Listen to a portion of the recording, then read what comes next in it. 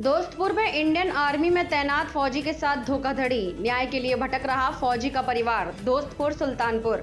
भारतीय सेना में तैनात फौजी भगवान दीन देश की सेवा के लिए अपना घर परिवार छोड़कर देश के लिए अपने प्राण न्यौछावर करने के लिए देश के जम्मू कश्मीर के कुपवाड़ा बॉर्डर पर तैनात होकर देश की सेवा कर रहा है ताकि हमारे देशवासी सुरक्षित रहें। लेकिन इन्हीं देश के कुछ गद्दारों द्वारा जब देश के जवानों और उनके परिवारों को इसी देश के कुछ स्थानीय गद्दारों द्वारा धोखेबाजों के द्वारा पीड़ित किया जाता है, तब देश के हर सच्चे इंसान का हृदय द्रवित हो जाता है।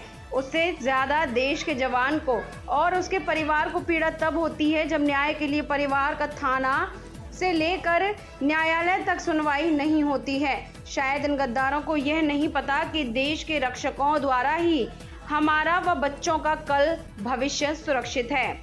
मामला दोस्तपुर थाने के सुल्तानपुर जनपद का है, जहां दोस्तपुर थाने के गोपालपुर खुर्द का स्थानीय निवासी शिवशंकर यादव पुत्र श्रीपति यादव ने अपनी ट्रक यूपी 44AT 0773 फौजी भगवान दीन यादव पुत्र श्रीराम यश यादव माझा कला थाना कैंट जनपद अयोध्या को 2 जुलाई 2021 को तहसील आदिपुर में जरिए 100 रुपए के स्टाम्प पेपर बेचनामा में लिखित गवाहों के समझ शर्तों के तहत दिया था।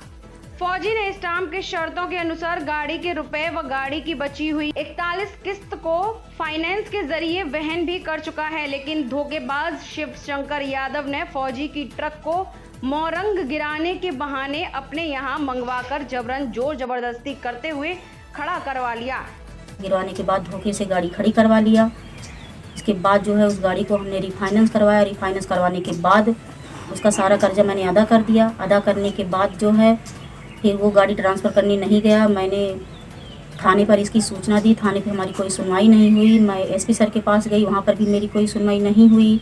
फिर इसके बाद मैंने न्यायालय गया, न्यायालय में मेरा जो है मैटर चल रहा है, लेकिन अभी तक कोई सुनवाई नहीं हुई। शिवशंकर ने गाड़ी दूसरे के हाथ में, पता चला किसी के हाथ में गाड़ी सेल कर दिया है। कब सेल किया है? ये 28/4/22 को सेल किया है गाड़ी।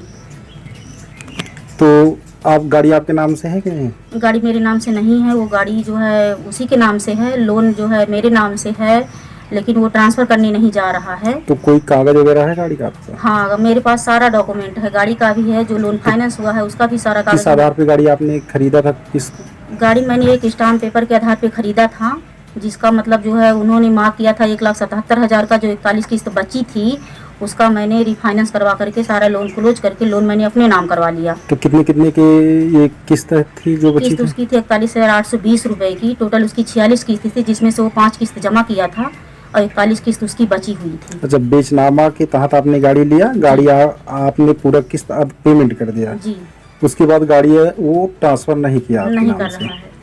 तो गाड़ी मौजूदा हालत में कहाँ पे है? मौजूदा हालत में हमें नहीं पता गाड़ी कहाँ है, लेकिन किसी से पता चला है कि वो गाड़ी सेल कर दिया। कल 10 बजे गाड़ी निकली है। अच्छा, वो गाड़ी अपने यहाँ खड़ा करवा लिया था? हाँ, गाड़ी तो आपने थाने में सूचना दी थी इसकी? मैंने सूचना भी दिया, लेकिन मेरी कोई सुनवाई नहीं हुई। वहाँ कौन से थाने में?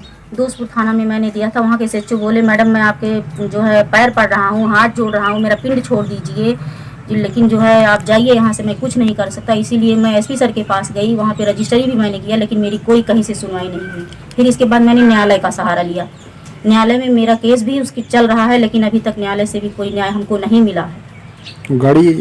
गाड़ी भी